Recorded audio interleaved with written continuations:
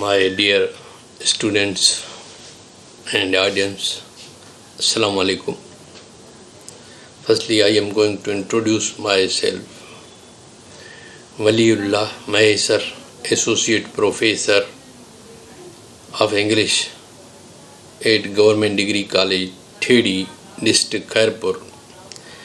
My email address, cell phone are given in this lecture. You know that this program has been launched under the title of Sindh College Lectures on YouTube channel,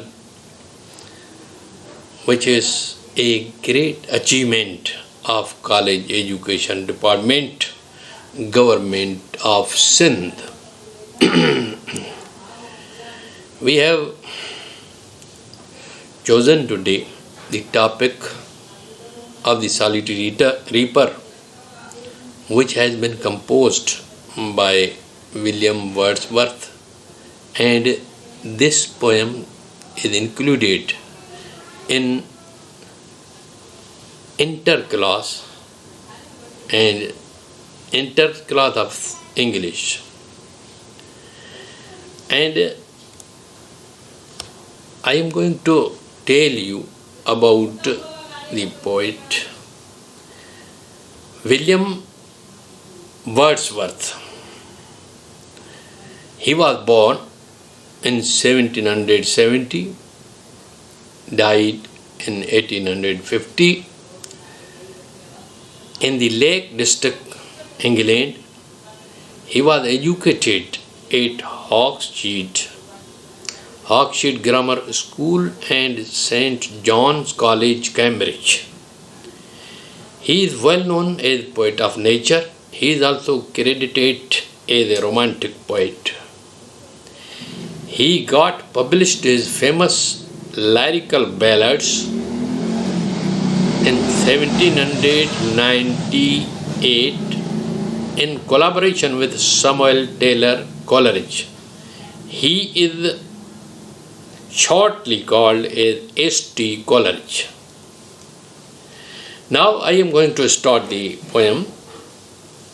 Beholder single in the field means poet directs us and his companions to see that single girl, and that girl yon solitary highland lace, that mountainous girl, reaping and singing by herself, means she is cutting the crop, she is hearing.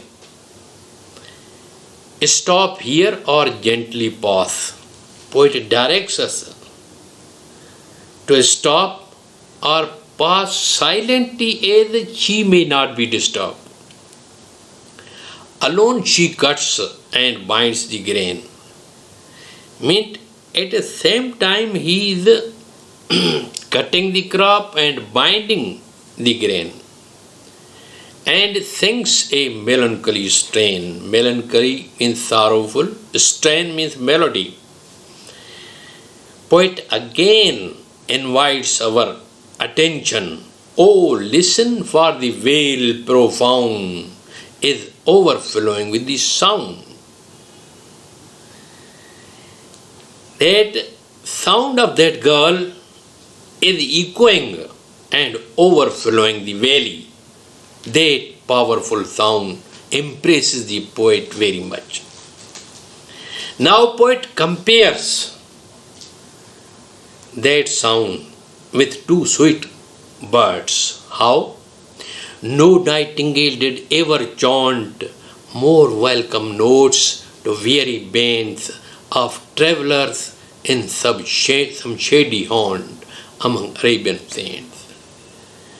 When nightingales sing sweet melodious sounds in Arabian saints, and travellers pass through those saints and listen to the songs of nightingale, then they remove their sense of exhaustion, because that nightingale's sound is so powerful and melodious.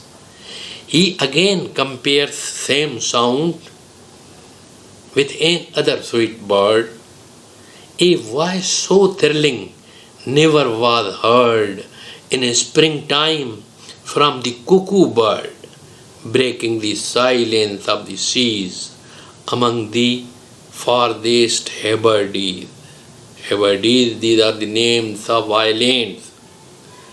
Poet has given comparison that cuckoo bird can sing in a thrilling voice, and a voice is so thrilling that it can break the silence of the seas, because you see that sea is the symbol of silence, but that is broken with that thrilling sound. Where? In Hebrides. Hebrides are Scotland. Now poet asks another question. Will no one tell me what she sings? You may consider here that poet is listening the sound and he asks the audience about the song. Will no one tell me what she sings?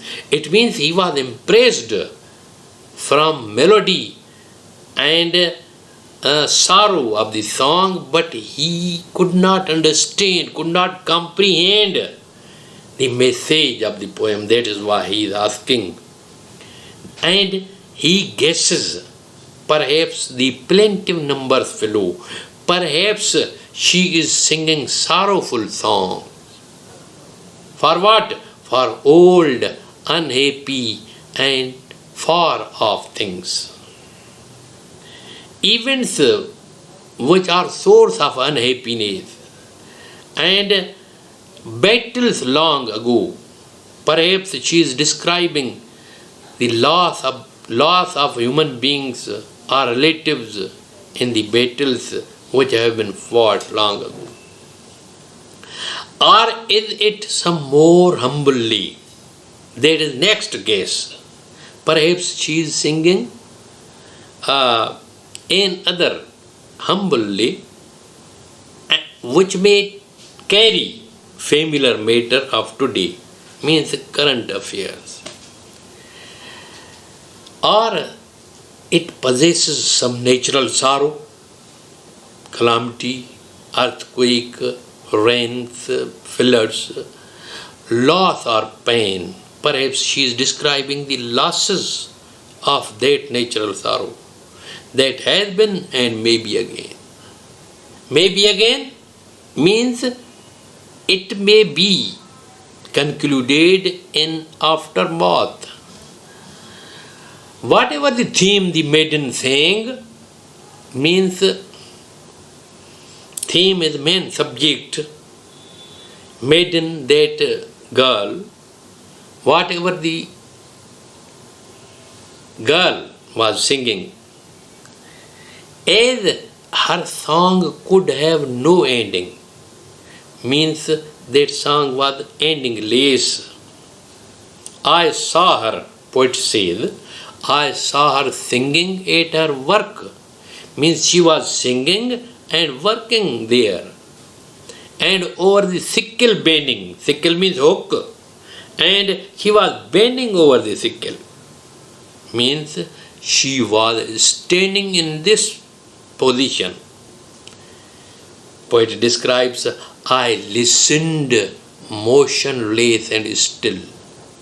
Motionless, without any movement. Still means silent. He was enjoying the song very silently, motionlessly. And as I mounted up the hill, mounted up means climbed up.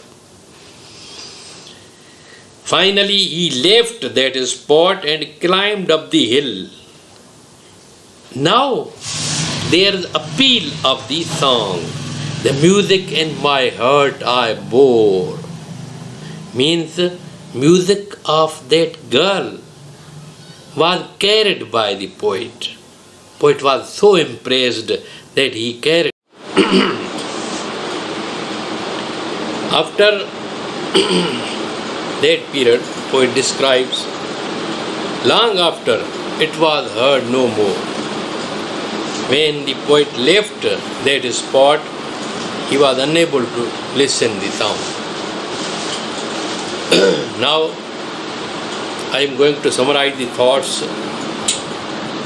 of the poem. Once William Wordsworth was crossing a mountainous valley in Scotland. He had a chance to witness a singing girl. She was reaping and binding the crop, and she herself was listening her melancholic and gloomy song, which was overflowing the valley. The poet compares the song with that of nightingale and cuckoo bird. The song was thrilling as well as persuasive.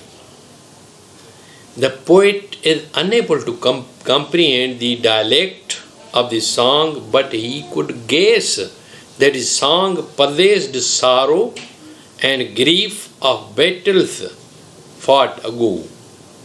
The song made the poet silent and motionless. Besides, the song left everlasting impression on his heart.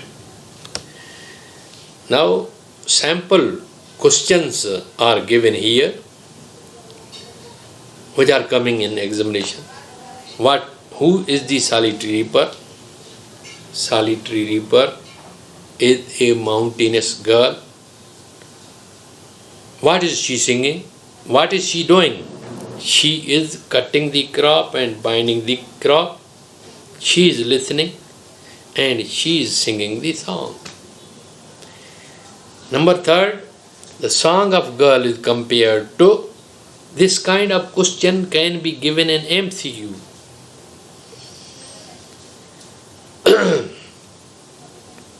The song of the girl is compared to cuckoo and nightingale. Why did poet not comprehend the message of the song? Although poet was impressed from the song, yet he was unable to understand the message because dialect of that girl was different. There are so many questions which may be asked in the same way. However, there are three kinds of questions, means long questions, short questions and MCQs. In long question, critical appreciation of the poem can be asked.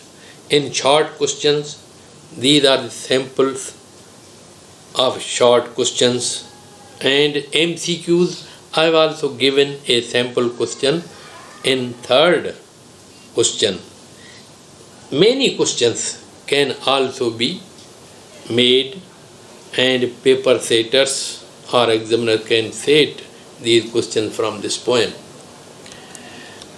Now I am coming to the rhyming scheme of the poem. We know that this poem is a ballad. Its stanza has 8 lines which are rhymed as under. A, B, A, B, A, B, A, B. Means first 4 lines are rhyming in this scheme. That first is rhyming with the third, second is rhyming with the fourth. And in second 4 stanzas, first A is not rhyming with anyone. However, the second line is rhyming with the third as well as fourth. There are 8 syllable parts of a sound, and 4 beats to each line except the fourth. The fourth has only 3 beats, and this stopping short imposes a reflective pause in the middle of each stanza. Second part of a stanza has a different rhyming pattern from the first. Poet has used imagery, and that is a technique which is used by the poet to clear their concept or thought. Here is first imagery. The girl is reaping and singing. For that picture he has presented nightingale singing in the Arabian saints. Means he has matched these images. The cuckoo bird is singing in the farthest heavens.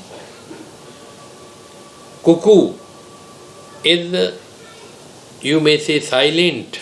The cuckoo is when cuckoo is silent, and when it sings, it breaks the silence. However, the poet was standing motionless, means without any motion, and silent, means he has brought images to clear his concept.